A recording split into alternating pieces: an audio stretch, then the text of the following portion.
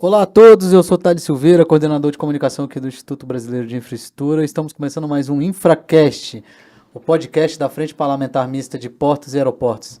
E hoje estamos com um convidado mais que especial, o Dr. Luiz Fernando Garcia, diretor-presidente da Portos Paraná e presidente da ABEP. Seja bem-vindo, Dr. Luiz. Obrigado, Thales. Obrigado, doutor Mário, pelo convite. Sem dúvida, uma honra poder estar aqui para que a gente possa bater um papo mais sobre infraestrutura, em especial também destacando aqui as ações do nosso estado do Paraná. Perfeito. E ao meu lado, uma eterna honra, o diretor-presidente do Instituto Brasileiro de Infraestrutura, Mário Povia. Seja bem-vindo, Mário.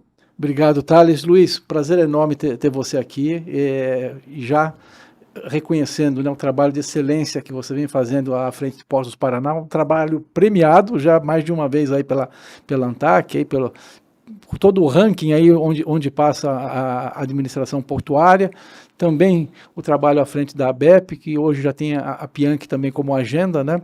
Então já essa deferência aí pelo teu trabalho em prol da infraestrutura brasileira. Obrigado. Doutor Luiz, nós sempre abrimos esse podcast querendo saber sobre os nossos convidados. Então conta pra gente quem é Luiz Fernando Garcia.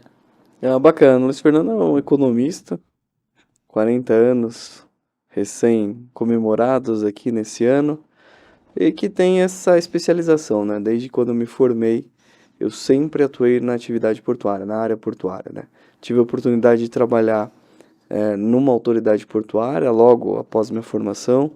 Depois tive uma oportunidade aqui de trabalhar em Brasília, dentro do Ministério, de tantos nomes que já foram, né? Mas trabalhei nesse ministério que antes secretaria, depois ministério, dedicado à área portuária, sempre labutei nessa ordem. E depois voltei à autoridade portuária e com muito prazer, assim, a convite do governador Ratinho Júnior, desde janeiro de 2019, com um time espetacular que a gente tem lá, montando e desenvolvendo ações em prol do porto, né? A gente fala muito dos nossos desafios, né? O Paraná, ele, na sua posição geográfica, ele não é tão beneficiado num aspecto de isolamento, né? Então, nós temos ao norte o maior equipamento portuário da costa sul do Atlântico, então 4 horas de navegação nos separam. Ao sul, 5 equipamentos portuários entre terminais e autoridades portuárias, que são os portos do complexo catarinense. 2 horas de navegação nos separam. Então, e o Paraná ali no meio, né, sempre brigando. Então, o papel é esse. O papel hoje do Luiz Fernando é fazer com que possa se contribuir em alguma coisa para o desenvolvimento das ações e beneficiando naturalmente a logística que atua no Paraná. Sem dúvida. Inclusive, o Paraná é uma referência, né? Querendo ou não, por mais que ele esteja. Ele bate de frente com todos esses equipamentos que você colocou, né? Inclusive, a gente vai até conversar um pouco sobre isso, como o Estado tá virando referência e também como a própria Portos Paraná tem tá dando uma contribuição importantíssima, né? Em especial sobre a questão de dragagem, mas antes eu queria que você contasse um pouco pra gente como é que foi esse convite do governador e também já vamos ter que marcar daqui a pouco o nosso Paraná Day, viu, Mário? Sem dúvida nenhuma. É muito legal, né? O convite foi de forma totalmente inesperada, né? Eu sempre conto que o governador Ratinho é um cara diferenciado e eu sou uma das experiências, né? Ou uma das provas. Eu não conhecia, eu estava fora do estado, eu estava trabalhando nos últimos 3 anos antes da eleição do governador aqui em Brasília. Depois eu tive uma passagem breve no Porto de Santos. E enquanto eu estava em Santos, eu recebi uma ligação, um número desconhecido. Eu não atendi, eu lembro até hoje, numa reunião com a Polícia Federal. E depois de 3 insistentes ligações, eu pensando, cara, que inconveniente, porque eu desligava, veio uma mensagem: Luiz, aqui é o Ratinho Júnior, quando puder me retorne. Claro que eu não acreditei, né? Porque eu não conhecia ele, não conhecia ninguém do seu entorno, não tinha uma relação. E como eu tenho muito amigo sacana, né? Você pensa, pô, um amigo querendo falar contigo e isso era umas 3, 4 horas, lá pelas 10 da noite, quando tava encerrando o expediente, fui passar lá as mensagens, falei, pô, vou ver quem é esse cara. E eu sempre falo com o governador, né? Sorte que a voz dele ao telefone era a mesma, aquela que eu só tinha escutado até então no rádio ou na televisão. E nós marcamos uma conversa dali, e já na segunda conversa ele fez o seu convite. E um convite, assim, muito transparente. Olha, eu quero que você monte uma equipe e que o Estado possa colher frutos em prol do desenvolvimento do porto. É uma área sensível para mim, eu não conheço, ele falava, mas eu vou estar em 100% de apoio, né? A área de infraestrutura, para ele, sempre foi muito cara. Isso já no convite ele falou, eu vou cuidar da educação, tanto é que hoje o estado do Paraná é o líder no ranking IDEB, né? Acho que pelo segundo ano consecutivo. Vou cuidar da segurança, o estado demonstra ano após ano as diminuições dos índices que se mede a segurança pública, ou seja, diminuição de assassinato, diminuição de roubo. Vou cuidar da saúde, o estado também vem desenvolvendo um trabalho, mas o meu foco é na infraestrutura. Eu quero trabalhar nas questões rodoviárias, eu quero desenvolver o modal ferroviário no estado, que é um estado ainda que tem muita deficiência ferroviária, e naturalmente eu quero desenvolver o porto. Então o conceito dele foi muito bacana e trabalhando de uma forma integrada, né? A Portos do Paraná ela está vinculada à Secretaria de Infraestrutura, que cuida naturalmente, né? Tem o DR também, e tem a Ferroeste, que é a Companhia Ferroviária do Estado do Paraná. E o trabalho, hoje liderado pelo secretário Sandro Alex, também desde o início da gestão, desde janeiro de 2019, ele trabalha de uma forma organizada, né? Então, a ferrovia, ela discute com o porto, que discute com os projetos ferroviários, para que a gente tenha uma organização logística no Estado. E eu acho que isso fez com que o Estado tenha conseguido avançar. Então, na questão rodoviária, tivemos aí, são 6 lotes de concessão, a maior concessão em termos de Estado, são mais de 3.300 quilômetros a serem concedidos. Desses 6 lotes, 2 já foram concedidos, mas 2 estão no TCU com a perspectiva de publicação iminente, para se colocar na B3. Só esses 2 lotes, com contratos assinados, que é do meio do estado para o leste, onde o porto está, representam aí quase, se eu não me engano, 30 bilhões de reais de investimento para os próximos 7 anos. Então eles desembocam, essas rodovias desembocam no porto. Isso, natural ela vai atender o estado inteiro, vai atender toda a perspectiva da população, trânsito, fluxo, mas o estado do Paraná é um estado do agronegócio, da indústria muito forte. E essas concessões rodoviárias naturalmente beneficiaram em muito a chegada ao porto. Então nós estamos falando, são pistas duplicadas, uma triplicação. Quem sabe a população começa a se organizar, a sociedade civil, de uma forma bem organizada, a discutir um novo acesso também ao litoral do estado. Nós só temos esse único acesso, que é a BR-277, de repente desenvolver um novo acesso, enfim. Mas a infraestrutura do estado tem superado desafios enormes, obras que eram aguardadas há décadas. Então nós tínhamos uma ligação molhada entre uma única cidade do estado do Paraná que ela não tinha um acesso rodoviário, que era Guaratuba. Então tinha que se atravessar um ferryboat ali, e estava na Constituição do estado do Paraná, veja, de 1980 alguma coisa, a construção daquela ponte, e ela nunca saiu. Então o governador enfrentou todos os seus desafios e essa ponte está em construção. A questão de um novo processo de concessão rodoviária da mesma forma. As obras de infraestrutura dentro do porto, nós tínhamos uma derrocagem de uma pedra, de um maciço pequeno. Para quem não conhece, derrocagem é uma dragagem de pedra, só que você acaba usando um material expansivo para que aquela pedra seja quebrada. Um processo que a sociedade discutia há 20 anos. E, de novo, esse processo ele foi finalizado. Então, isso tudo representa uma das poucas ações mais bem organizadas que o Estado desenvolveu e rompeu com décadas de desejo, né, se tornando realidade. O próprio investimento, Luiz, acho que você vai falar sobre ele em algum momento, que é o Moegão, né? Também foi meio disruptivo, né? Acho que chegaram a tomar um empréstimo específico para isso, que é muito raro o setor portuário com empresas públicas, né? Recorrer a empréstimos, e isso também é um selo de qualidade, né? Quando você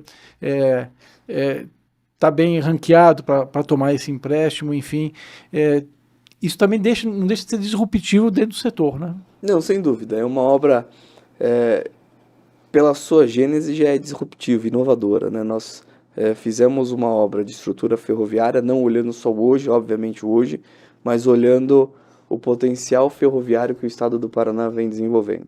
Nós temos a Ferroeste, uma concessão que liga Maracaju, no Mato Grosso do Sul, ao Porto de Paranaguá. Uma concessão que já existe. A União já deu essa concessão ao estado do Paraná. Só que ao longo dos anos, pelas limitações fiscais, o estado do Paraná construiu somente 400 quilômetros entre Cascavel e Guarapuava. Mas nós temos aí mais de 1.000 quilômetros em condições de serem construídas. O que o Estado organiza hoje? O Estado não tem condição fiscal de tocar uma obra dessa. O Estado quer fazer uma concessão dessa concessão. Não sei se em termos do direito, isso é esse nome a ser utilizado, mas para isso o governador ele definiu que ele ia lançar esse processo licitatório com uma licença prévia desses investimentos. E ele está estruturando junto ao IBAMA dessa licença prévia. Nós temos também, num segundo aspecto, a Malha Sul, que atende hoje o estado do Paraná, uma malha importante e única que nos atende, que tem seu contrato findando ou janeiro ou fevereiro de 2027. Então, em menos de 3 anos, nós teremos essa finalização de contrato. Seja a opção pela renovação, que o Estado defende e nós também entendemos, ou seja uma opção pelo que o governo federal utilizará por uma nova concessão, uma nova licitação, o fato é que haverá, na próxima década, um volume muito grande de investimentos ferroviários nessas duas frentes. Essa operação hoje dá rumo. Dá rumo. Perfeito. E o Porto ele precisa estar preparado, né? Porque na próxima década a gente não pode ser o gargalo. E o Porto contratou essa obra, uma obra, era um desejo muito grande, que atende uma região leste do nosso porto, 11 terminais graneleiros que se interconectarão a essa proposta. Cada um desses terminais hoje, de uma forma bem conceitual, tem seu desvio ferroviário, ou seja, o trem vai lá, entra, sai, manobra para descarregar sua carga. Só que isso gera uma ineficiência muito grande porque o Paraná, o Porto de Paranaguá em especial, ele, como outros grandes portos, né, ele vem sendo achatado pela cidade, pelo seu crescimento, mas a nossa limitação é muito grande. E essas manobras em cada um desses terminais nos gera uma ineficiência. Além de uma ineficiência, um conflito com a cidade, porque a hora que ele faz essa manobra, por vezes as vias, por vezes não, todo dia as vias ficam interrompidas, às vezes 15 minutos, às vezes 20, às vezes até 1 hora. Então, prejudicando o fluxo de pessoas, né, do vai e vem, prejudicando o fluxo dos caminhões também que estão esperando ali para entrar e prejudicando o fluxo das outras composições que não tem nada a ver com o terminal graneleiro, mas precisam daquelas linhas para chegar ou sair. Então veja a confusão que se dá. E essa obra ela visa centralizar o recebimento ferroviário desses 11 terminais. Então vai ser recebido nesse único ponto, por isso que nós batizamos de moegão, né? Ele centraliza e dali, por correias transportadoras aéreas, essa carga vai para o seu terminal. Então as ruas elas não serão mais interrompidas, serão durante a passagem. Em vez de passar em 27 ruas, que hoje acontece, passarão somente em 5 ruas. E essa passagem nessas 5 ruas, nessas PNs, se dará somente por uma interrupção de 5 a 7 minutos, que é o tempo da composição só passar. Não haverá mais manobra. Manobra. Então, e além de dotar de uma capacidade. Então, nós saímos de 5 milhões de toneladas anuais em capacidade ferroviária nessa região, com esse empreendimento, só no granel vegetal, que atende diretamente, para 24 milhões.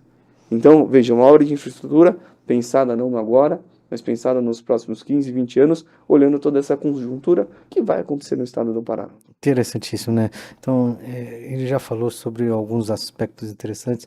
Primeiro, no Brasil, assim, a gente precisa inovar para conseguir fazer alguma obra possa sair, né? Mas o que me assusta, e até hoje é uma questão muito difícil de ser tratada, é a questão dos estudos de viabilidade técnica, né? 20 anos para sair um empreendimento, para você conseguir uma licença para sendo que eu imagino que no primeiro ano já deve ter sido provado que era necessário fazer uma obra e que pode fazer alguma compensação, enfim. Isso não assusta um pouco no Brasil? Você ter que fazer sempre uma engenharia ou esperar com que um órgão interveniente tome uma decisão ou se você não participar dela ao longo do tempo, ele se sente esquecido, logo ele trava. Assim, sempre assusta, né? Eu acho que vem mudando, pegando um gancho dessa própria obra, né? Eu até esqueci de comentar, eu vou falar aqui um pouco do financiamento do BNDES. Essa é uma obra que pela primeira vez na história o BNDES financiou uma autoridade portuária. Porque havia sempre uma desconfiança. Porto, E né? ainda há, né, Luiz? De uma certa Não. forma ainda há, né? Tanto é que foram 2 anos do BNDES estudando o Porto, porque nós iríamos lançar uma licitação para o mercado, né? A gente não tinha uma perspectiva, poxa, o BNDES vir aqui, vai querer, nunca fez em lugar nenhum, vai fazer conosco. Mas tentamos, mesmo assim a nossa equipe muito resiliente começou, viu, BNDES, olha o que a gente tem aqui. E durante 2 anos e após 2 anos, nós tivemos esse contrato assinado de financiamento. Então, disruptivo por isso. Mostrou-se que é possível, sim, uma autoridade portuária captar mercado e colocar um dinheiro bom ali para financiar essas obras de infraestrutura. Mas nesse caso, a licença foi muito interessante, porque tal interessante e importante que era esse projeto, que o IBAMA ele nos deu essa licença em 4 meses, e não foi nenhuma licença prévia, foi uma licença de instalação imediata. Uau! Então também pela primeira vez na história, porque eles entenderam que um projeto foi bem construído, não só pelo Porto, nós envolvemos naturalmente a operadora ferroviária, que é a Rumo, nós envolvemos os terminais, que seriam utilizadores desse sistema, porque não adianta nada nós termos uma ideia brilhante, chegar na hora, não vamos usar, porque o mercado entendeu, os terminais afetados entenderam que era possível sim, então foi um processo construído a 6, 8 mãos. E nisso o IBAMA também sendo chamado, entendeu da possibilidade de trocarmos um congestionamento, trocarmos uma capacidade rodoviária, por vezes substituir pela ferroviária, então nós conseguimos essa licença. Mas nós temos outros históricos, né? A própria obra de dragagem que nós discutimos aqui, eu tive a oportunidade de falar um pouquinho, essa obra, o licenciamento, ele começou... Derrocagem, você está falando. Derrocagem começou em 2007, 2008. Tivemos a licença emitida em 2017. Impressionante. E depois disso, nós licitamos em 2019. Um primeiro processo licitatório que deu fracassado ou qualquer motivo. O Tribunal de Contas nos questionou. Fizemos a licitação, nós abrimos.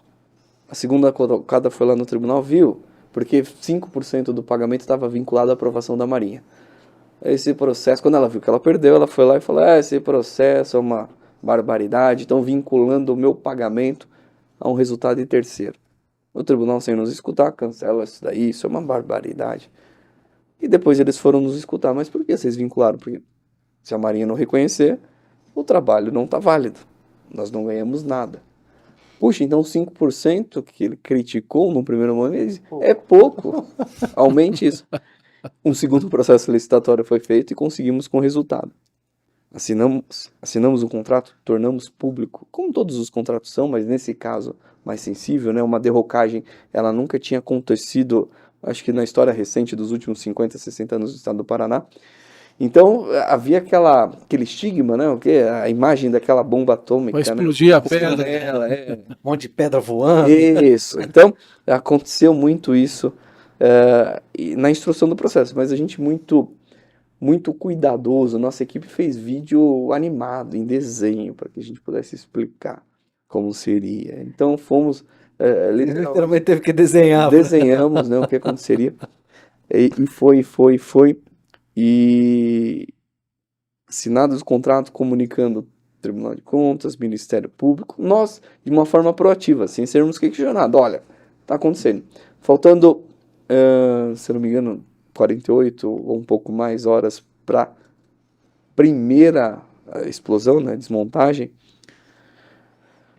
nós tivemos uma entrada no processo, o Ministério Público, sexta, meia-noite, entendeu que estava errada essa licença ambiental, sábado, 6 da manhã, o juiz entendeu que estava errada a licença e cassou a licença ambiental.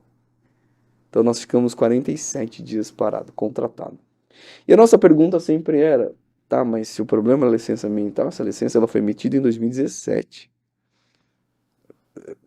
Por que só agora?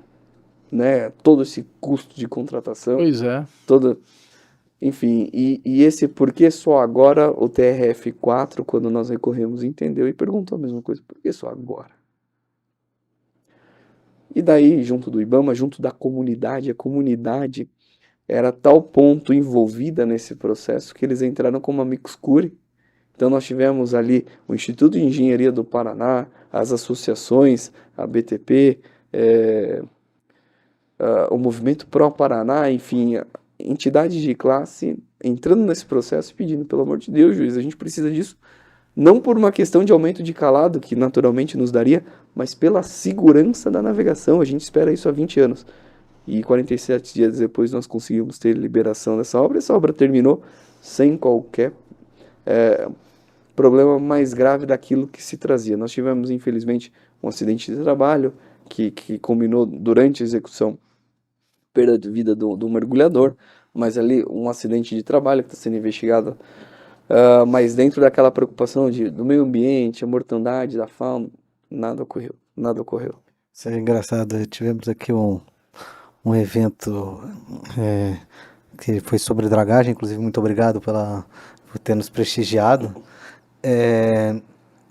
que, se não me engano, foi o Prático que mostrou acho que estou falando errado, mas mostraram pra gente um vídeo de como é o derrocamento.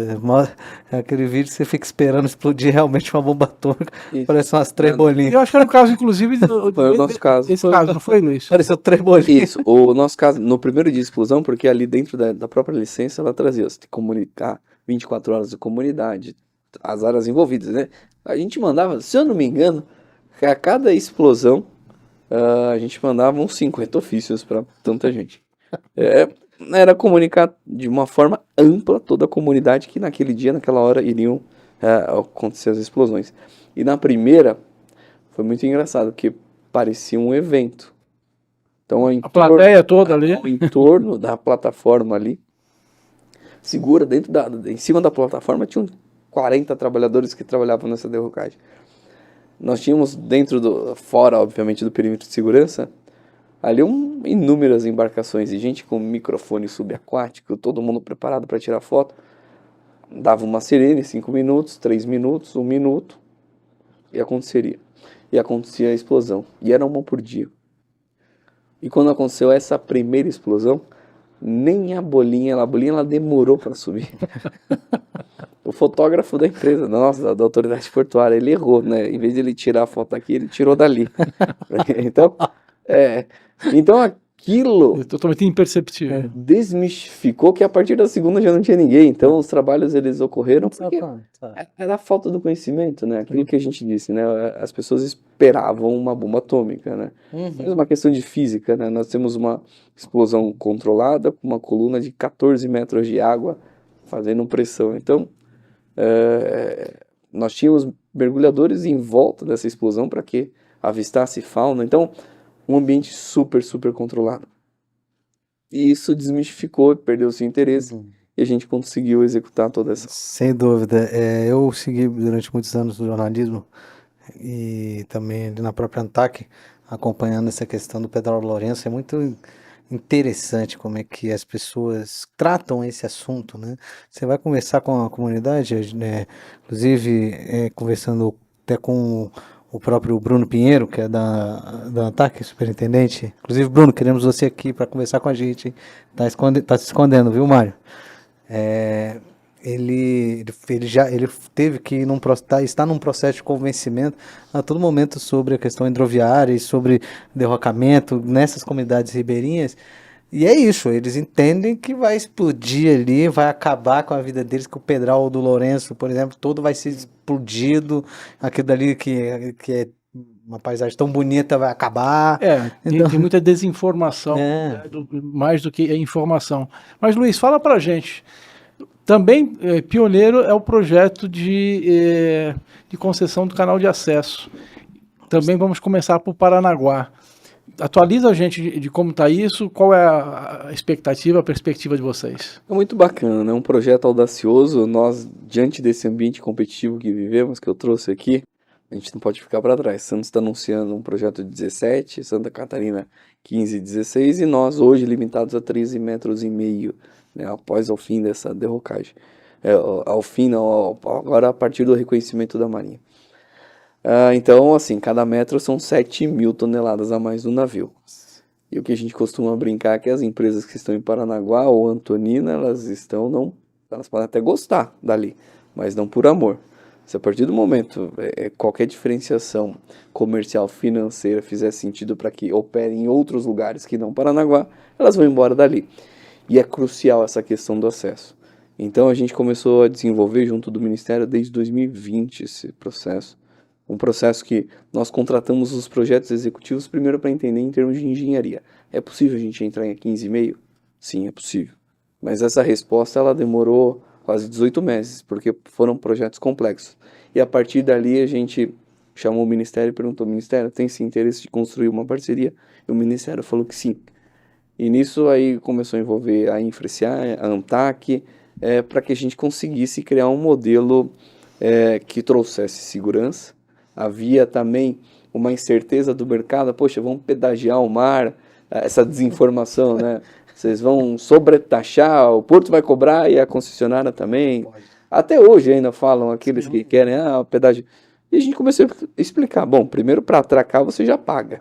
Qualquer navio já paga para atracar a tarifa pública.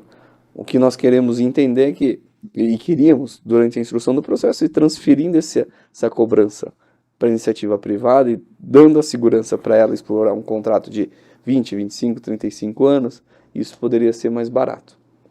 E no fim a modelagem provou que é possível sim se ter essa segurança e ao final, dependendo do resultado do processo licitatório, o usuário pagar menos por tonelada movimentada com 2 metros de profundidade mais, 2 metros de calado a mais do que se tem hoje.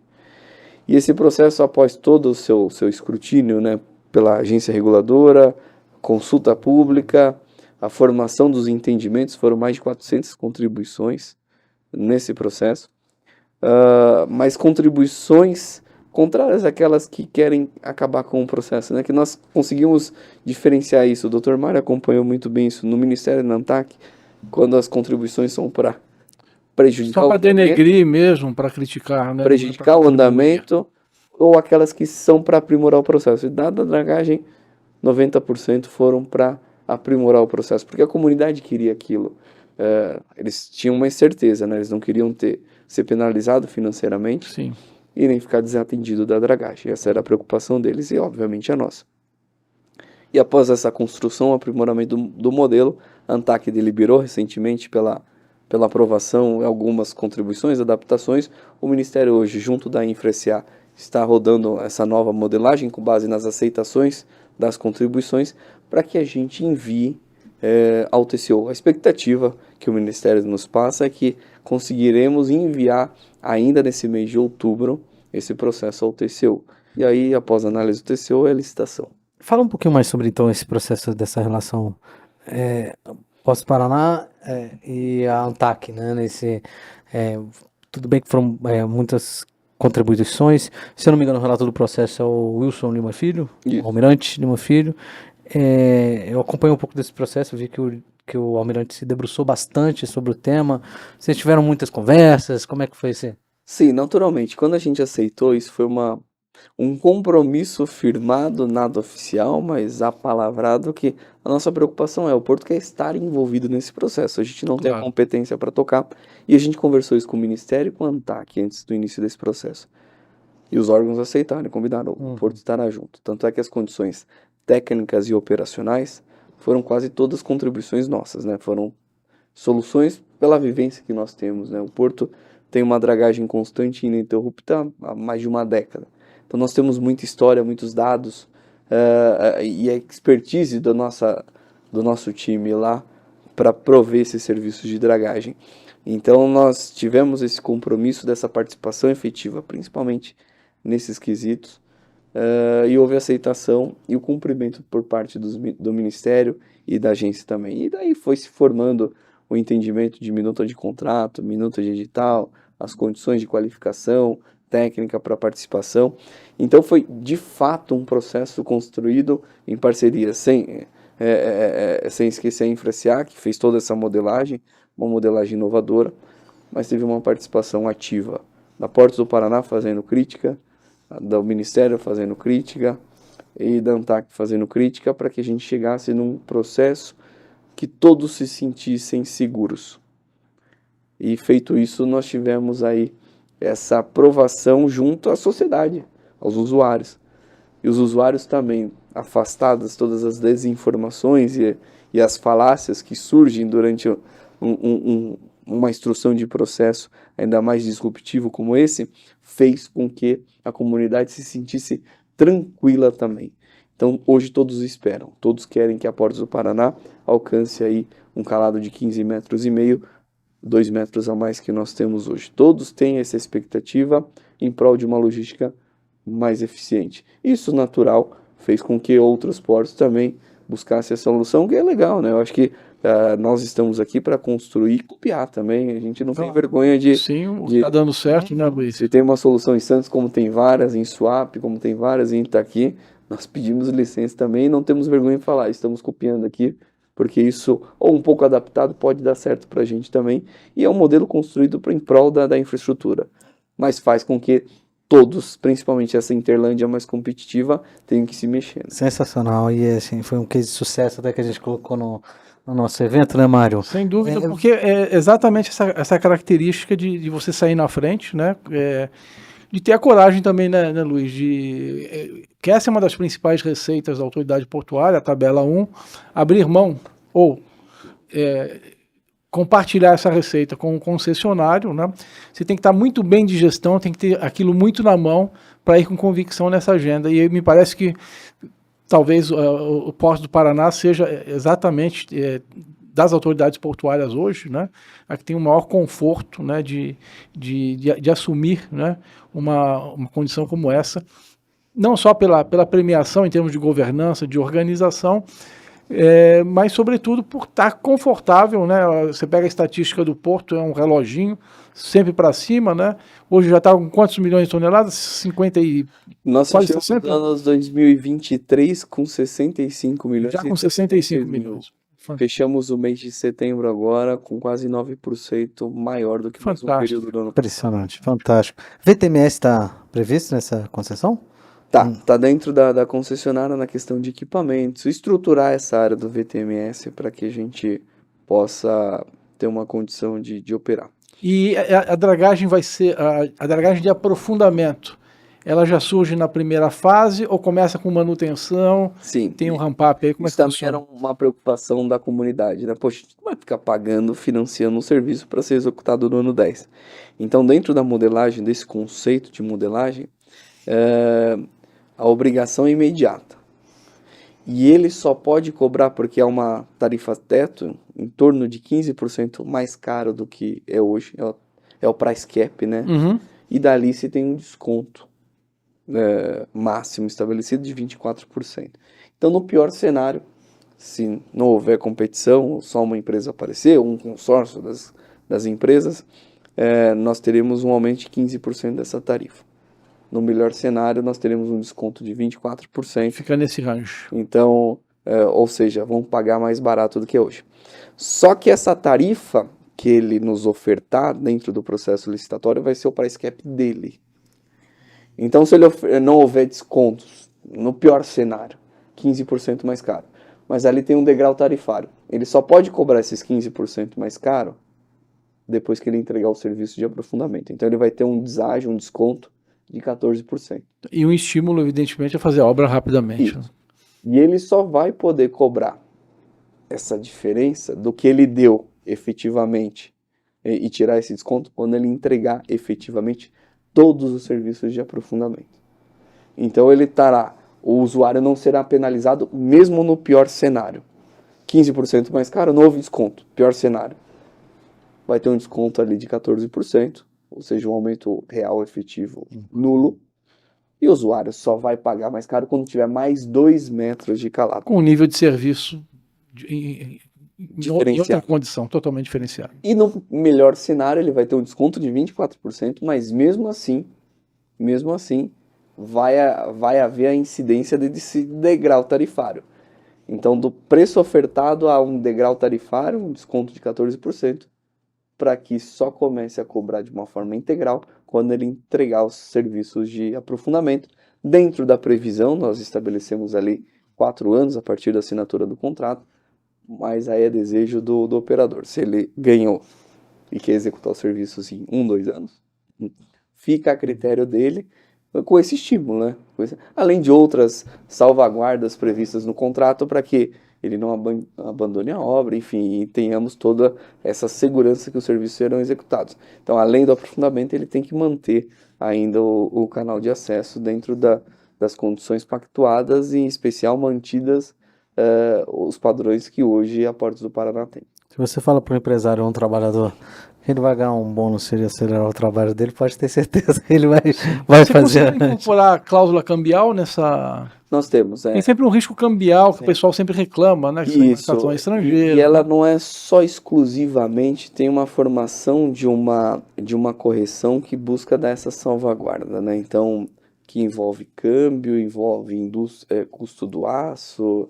É uma fórmula de reajuste. É uma fórmula de reajuste que a gente tenta minimizar esses impactos que, na correção anual, ela se dará de uma forma mais adequada ao ambiente. Assim, a gente não só usa, por exemplo, o índice que a FGV divulga de custo de dragagem. Então, você tem uma formação ali, pesos específicos dentro de uma fórmula que envolve vários indicadores para que a gente tente sermos ao máximo justos e trazer essa segurança num concessionário que vai explorar um contrato de 25 anos. Excelente, excelente. Luiz, a gente tem questionado muito, né, o modelo de governança das autoridades portuárias, né? Quando eu vejo você falando, eu falo, poxa, o modelo não está tão ruim, olha o que o Luiz está conseguindo construir lá, né, dentro desse modelo. Mas você é presidente da ABEP e com certeza esse é um dos assuntos que deve estar na ordem do dia, porque os cenários são muito diferentes, né, para as docas federais, né, para os portos delegados, mas há evidentemente pontos de convergência, né, de dificuldades comuns, né? Como é que a ABEP está tratando disso? Vocês chegaram a demandar, a contribuir na Seportos em termos de alguma melhoria legislativa, né? Porque são empresas públicas, né, Luiz? Eu tenho defendido muito isso, né? Ela tem a governança própria, né? Você ter controle externo numa empresa pública, parece que não é uma coisa razoável, né? Sim. Como você vê isso? Nós temos sim uma agenda e uma participação muito intensa de contribuição na Seportos, porque o que a gente fala, né? A gente vive num ambiente concorrencial entre nós, entre as autoridades portuárias, mas um ambiente concorrencial ainda mais voraz junto aos terminais privados. Que há uma clara assimetria entre os modelos de regime de exploração. Isso não quer dizer que a gente torce para que se endureça a exploração dos privados, não, mas que se traga o modelo mais uniforme, né? Uniforme, né? Então, as gestões portuárias parece fácil, mas eu vou dar um exemplo de uma área que nós licitamos.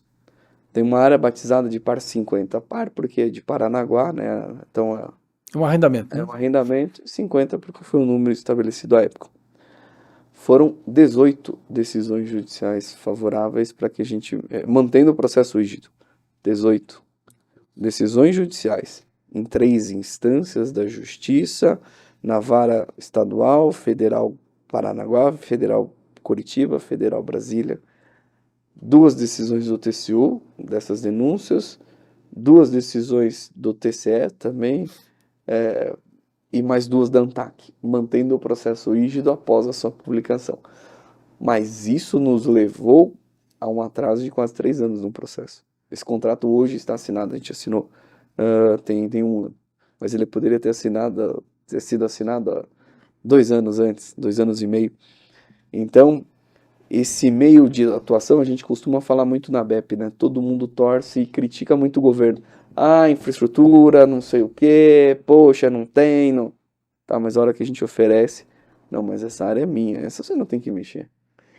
Então, há um jogo muito forte, né? Um poder econômico muito forte aqui, que é natural, aqui a gente não está criticando. Todo mundo entende da forma que tem que entender sua manutenção do seu status quo. Eu continuo explorando aqui, eu quero continuar explorando.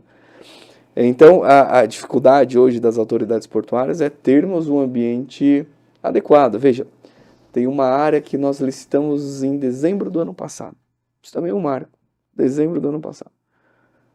Desde 2012 com contrato precário. E uma grande multinacional explorando aquela área. E ela falando, eu quero investir, eu preciso investir, cadê o processo licitatório? Fizemos o processo licitatório. O edital publicado talvez tenha sido um dos mais longos publicados, entre a publicação e depois de prorrogações, porque se deu deserto, essa multinacional que tinha interesse, não tem autorização externa, tem um problema de governança, enfim. Mas antes da gente preparar o processo licitatório, a crítica. Cadê? Preciso investir, eu estou perdendo o mercado, Paraná ficando para trás. Licitamos. Ela perdeu. Perdeu. Foi para a justiça. O juiz não deu. Poxa, tá reclamando de uma coisa que você não criticou no edital, você não criticou na audiência pública. Foi pro TCU. Desculpa, o processo foi público. Foi no Tribunal de Contas do Estado.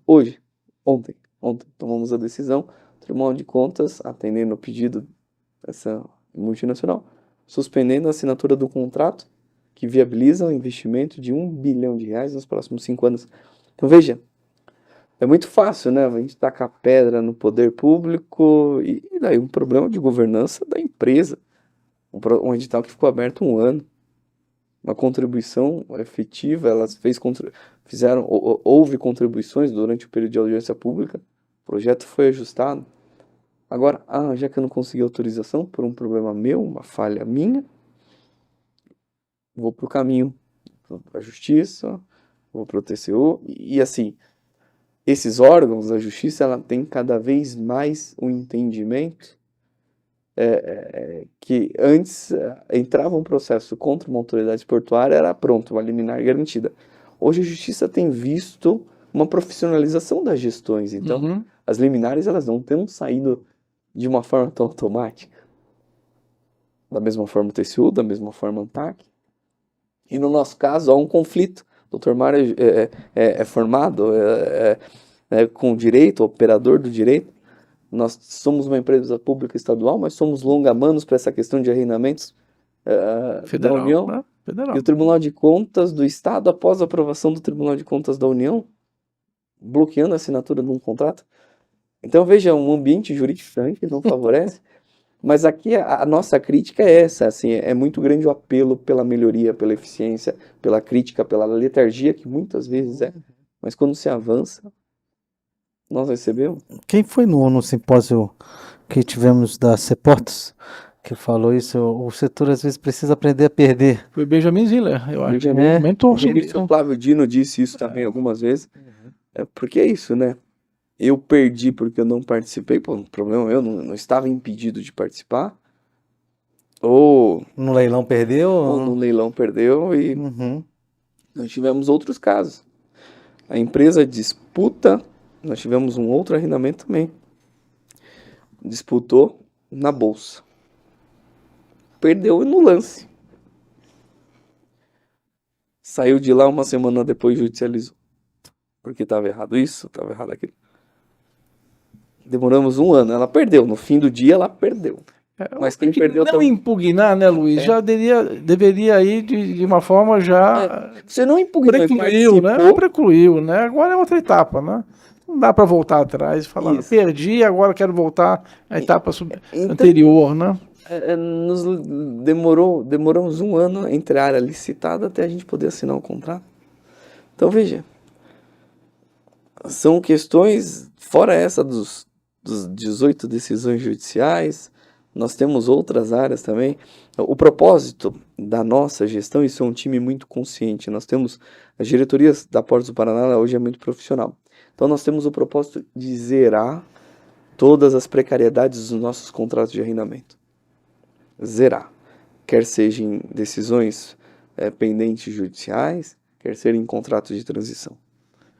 E nós estamos caminhando.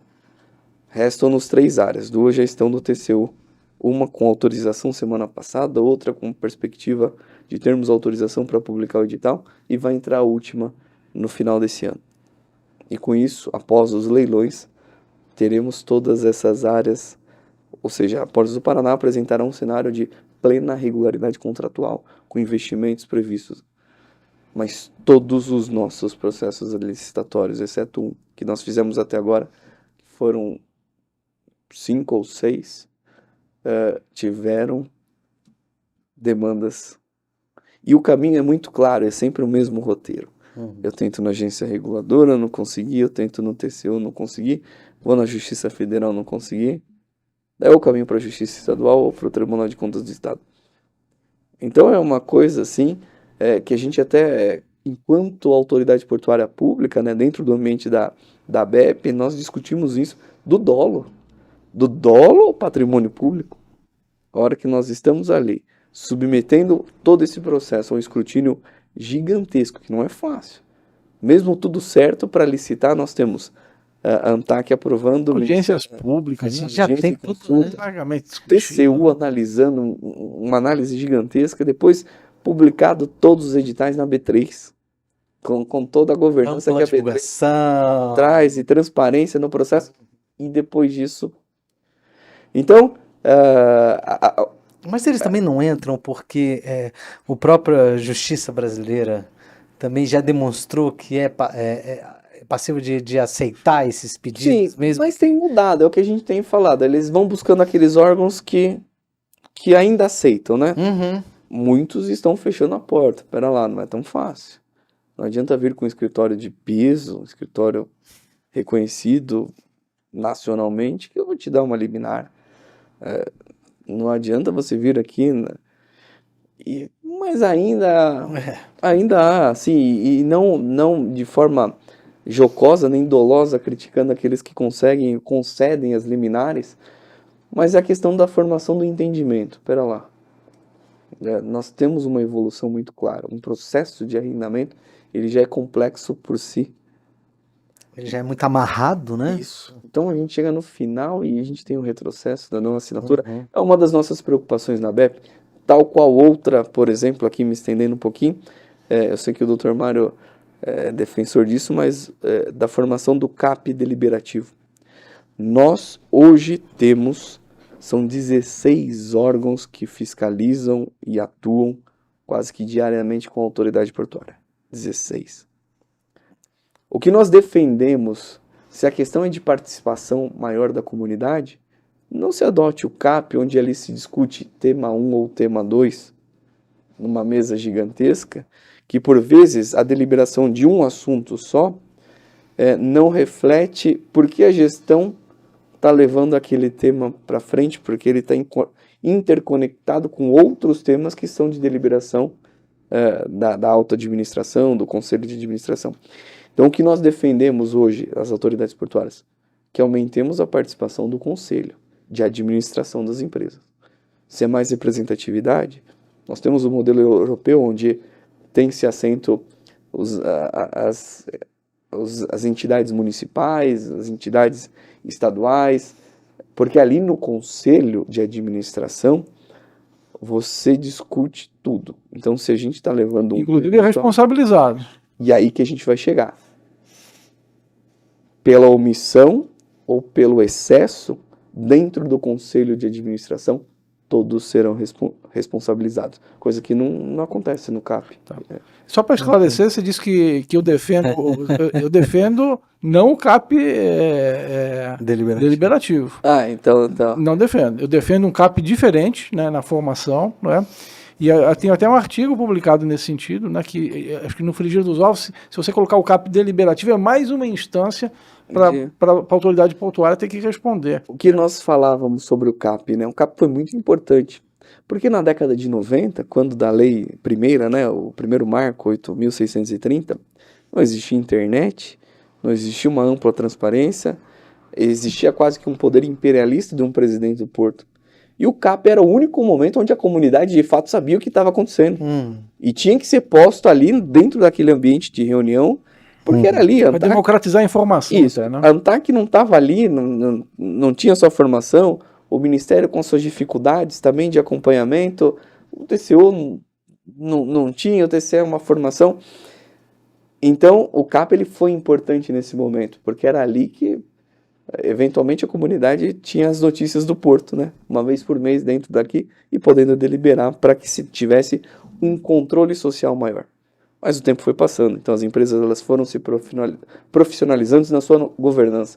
Então, hoje é instituído um conselho de administração, onde se tem a representação do trabalhador, do empresariado, dos sindicatos de governo federal e governo do estado, quando de empresa estadual.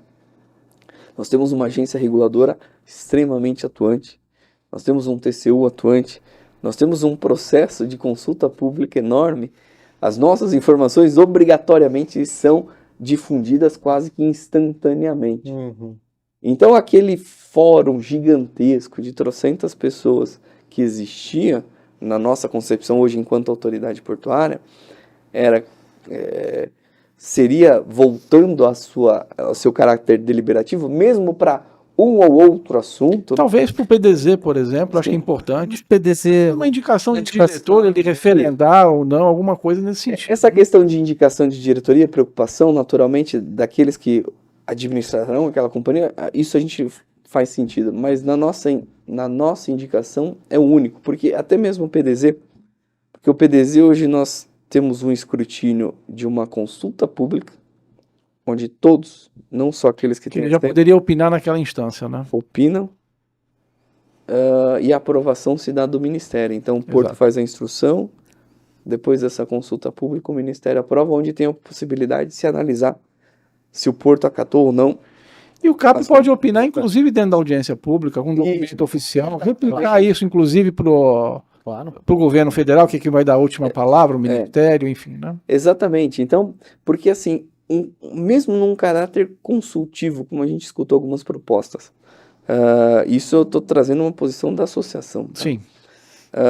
Num caráter consultivo, mas de obrigatoriamente emissão de pareceres, é mais um documento que, quando se perder ou quando não se aprovar, esse documento vai ser levado a algum órgão de controle externo, algum órgão judicial. Para fazer prova, alguma coisa. Para fazer, olha aqui, tem uma instrução técnica.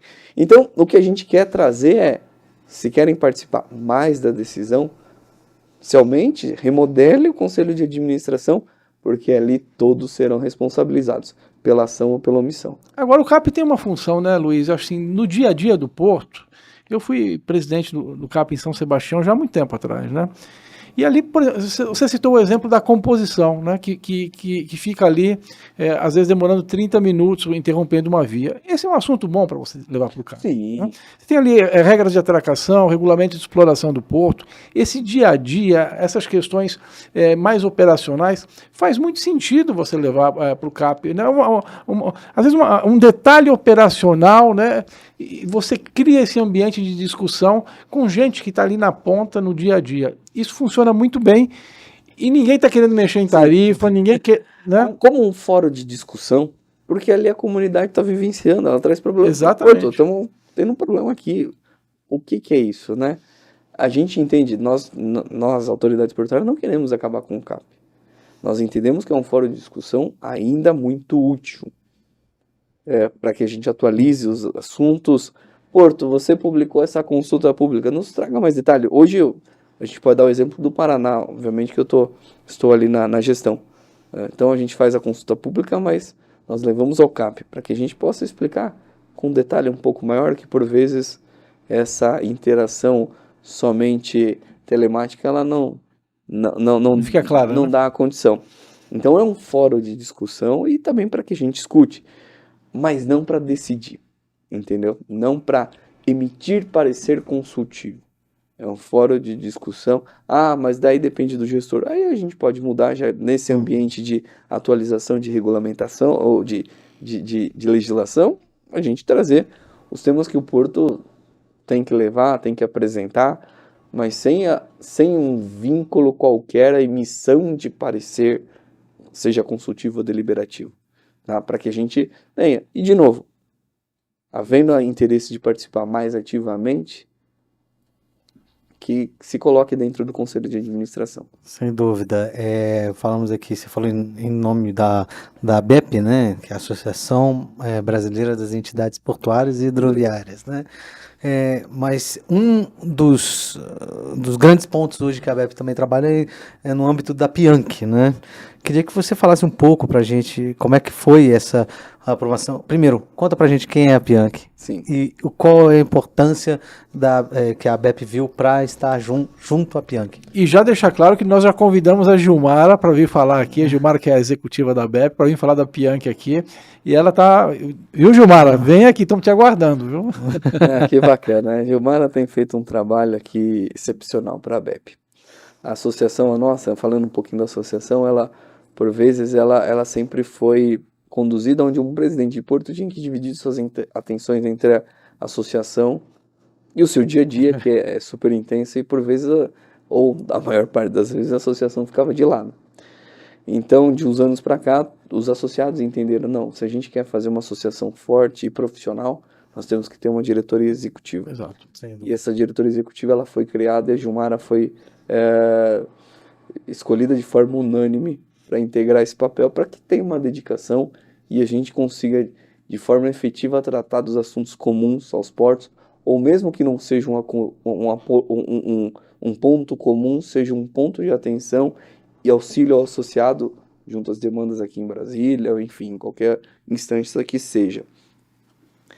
E a PIANC surge nesse contexto, muito a convite da ANTAC, né, o Dr. Eduardo Neri, trazendo essa pauta para nós, não foi uma ação, a ABEP, queremos fazer parte da PIANC, e a PIANC é um órgão, talvez um dos mais antigos, que traz esse caráter consultivo e colaborativo na instrução, desenvolvimento de infraestrutura marítima e portuária.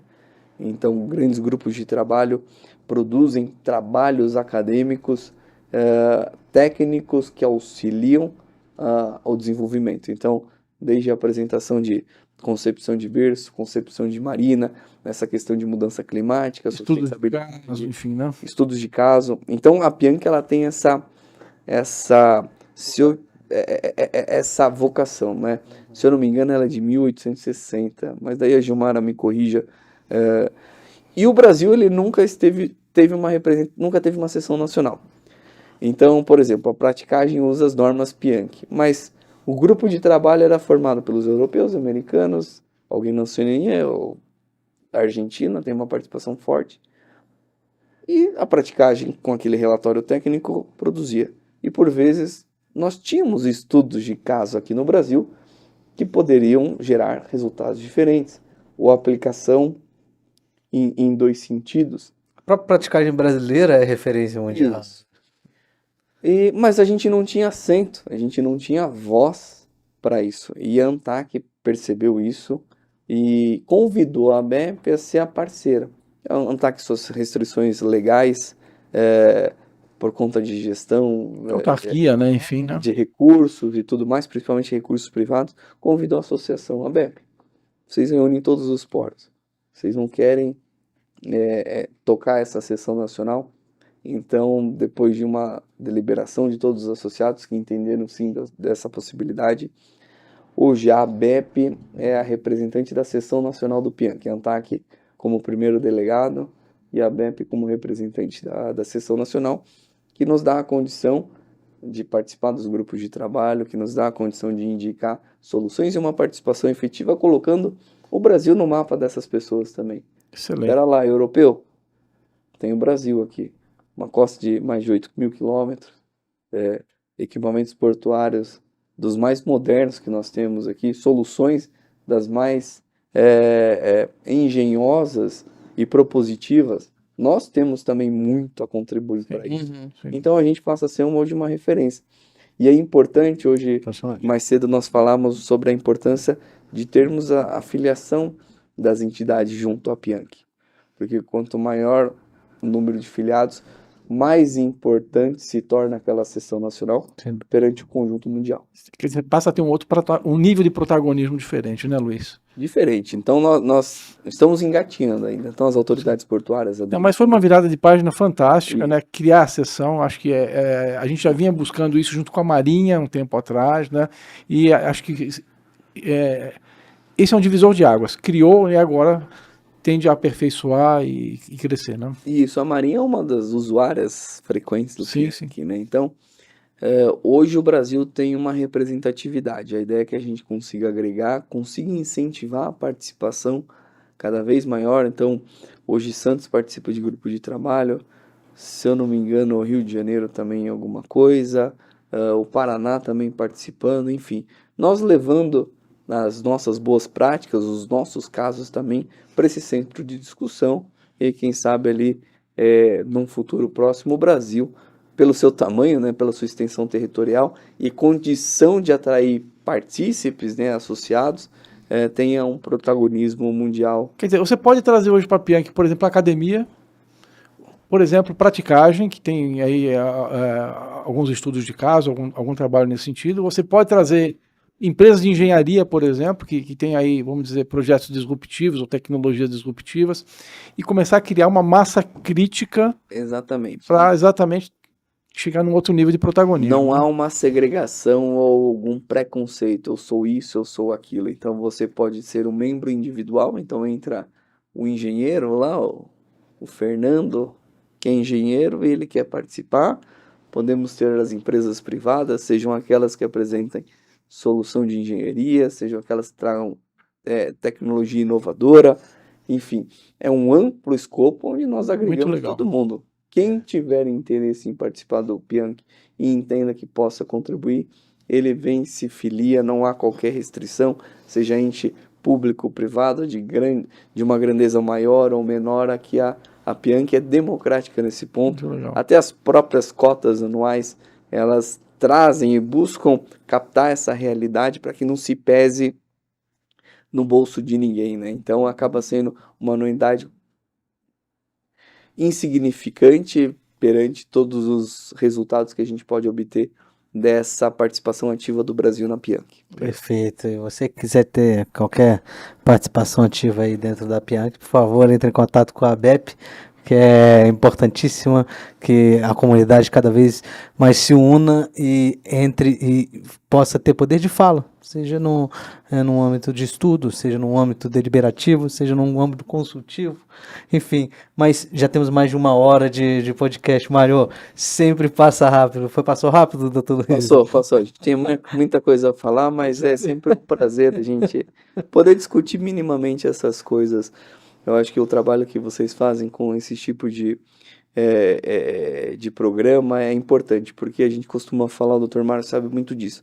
Nosso setor ele é muito estigmatizado, porque é um setor naturalmente fechado, pela segurança alfandegária, segurança de fronteira, segurança patrimonial.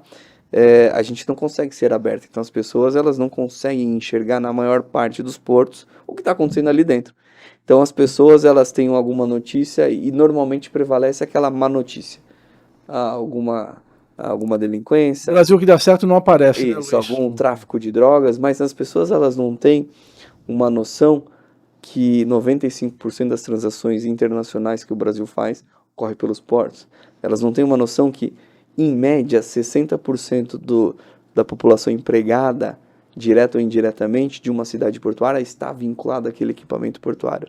60% da arrecadação dos impostos municipais daquela localidade está vinculado à atividade portuária. Então, a gente tem, e esse é o trabalho legal que vocês podem proporcionar, esse dever, né, de comunicar melhor, tirar um pouco do estigma. Problema nós temos como todo mundo tem, Sim. mas nós temos um lado positivo e importante, contribuidor do desenvolvimento do nosso país. Que impacta diretamente no custo do Brasil, né? E no desenvolvimento socioeconômico regional, né? Com certeza, com certeza. Mário, eu acredito que o Dr. Luiz fez uma bela de umas considerações finais aqui. Excelente. Eu vou. E uma aula, né? Cada hora que a gente vai conversar sobre essa questão das concessões de canais de acesso, né? Sobre a ABEP e as entidades, quais são o Governança CAP. também, Poxa, impressionante como ele tem por um conhecimento. O Luiz tem um currículo invejável, né? Ele passou por muitas posições estratégicas. Só de autoridade, você esteve em Santos e no Paraná, né? Santos e Paraná. Paraná em várias posições, inclusive, né? Em vários momentos, né? E pegou aí fases mais difíceis, mais agudas, né? E hoje colhendo frutos, sem dúvida. Você pega os portos do Paraná hoje, vê a gestão e o que estava aí, sei lá, 20 anos atrás. Ele não caiu de paraquedas, né? Não. E, aliás, ele é protagonista dessa fase, né, pujante dos portos de Paranaguá e Antonina, né? Verdade. Viveu cada momento e participou de todos os avanços, sem dúvida nenhuma. É Talvez verdade. tenha sido um dos principais protagonistas disso. Mário, suas considerações finais, por favor. Bom, Luiz, agradecer imensamente a tua presença aqui, desejar sucesso, né, sobretudo na importância que você tem, que o teu nome representa para o setor, né, e que você continue aí alçando voos maiores aí e conte sempre com a gente, né. Tem aqui sempre um aliado e um fã do seu trabalho, viu? Muito obrigado. Eu que agradeço, viu, doutor Mário? Acho que esse protagonismo não é do Luiz Fernando, é uma equipe consciente. Eu acho que cada vez mais os nossos gestores, eles estão nessa pegada profissional. E o legal da experiência é que a gente aprende o que fazer, né? Mas os maus exemplos também nos ensinam o que não fazer. E a gente acabou vendo num passado muita coisa que não deveria ser repetida. E eu acho que a cultura dos gestores hoje, ela vem sendo trabalhada dessa forma. Então, uma leva de gestores portuários cada vez mais profissionais, as equipes de baixo também. Então hoje não é todo mundo que quer trabalhar em porto, porque antes, se você olhasse 20 anos atrás, não, vou trabalhar no porto, a primeira missão que a família dava, viu, consegue lá uma bebida importada para mim, porque... Então essa visão, ela vem sendo modificada e as pessoas todas, né, de um cargo de coordenador ou de um funcionário público recém-aprovado no conselho, num concurso público, eles têm tido a intensificação e a conscientização da importância que ele é para um papel e para um setor fundamental da nossa economia. Isso tem sido muito legal, acompanhar esse momento de evolução, uma evolução da agência reguladora que o Dr. Mário teve um papel preponderante também, uma evolução de um Tribunal de Contas da União, uma evolução do Ministério, hoje de Portos e Aeroportos. Então, a conscientização, a qualificação de todas essas pessoas, eu acho que tem feito e nos dado condição de alcançar esses resultados. Então, um processo de concessão de canal de acesso, ele não seria maduro o suficiente se fosse só a Portos do Paraná. Não, hoje houve uma participação efetiva. Um processo de licitação diária, ele não seria maduro o suficiente se somente o TCU tivesse a sua expertise. Não, todos desenvolveram essa expertise e todos estão buscando essa capacitação cada vez maior. Então, acho que isso tem feito a diferença nos resultados que a gente tem alcançado. Perfeito, perfeito. E você, curta, se inscreva no canal, siga nas nossas redes sociais, porque nós seguimos em busca de uma infraestrutura forte no país.